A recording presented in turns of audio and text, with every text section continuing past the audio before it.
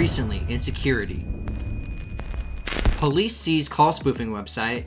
The United States bans major Chinese telecom equipment manufacturers. Apple is keeping dirt on a security startup. Tax filing sites shared your data with Facebook.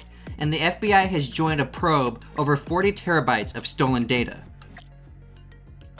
Earlier this week, detectives began contacting 70,000 people suspected of being victims of a sophisticated banking scam.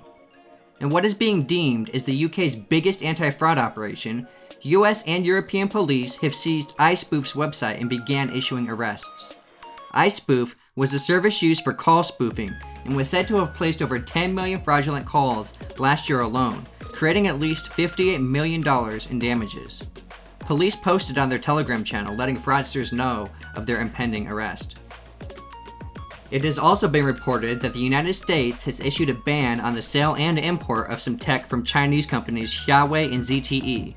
Citing a risk to national security, the Federal Communications Commission adopted new rules that will block the importation or sale of certain products from these companies.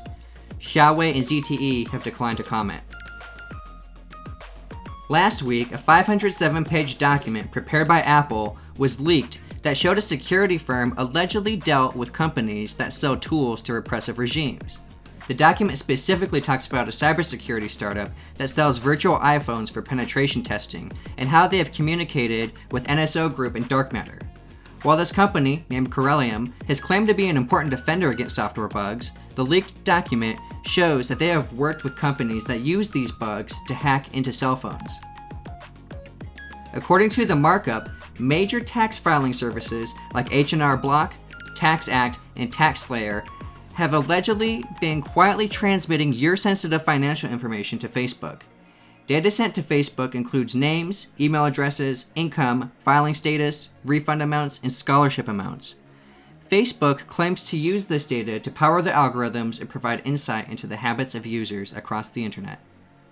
Also reported earlier this week is the FBI's involvement in the investigation of a recent cyber attack on German automotive supplier Continental.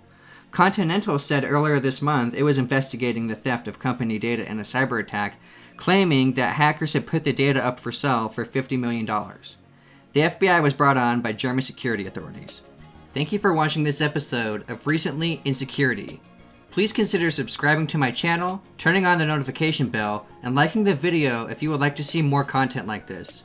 Have a great rest of your day, and I'll see you next time.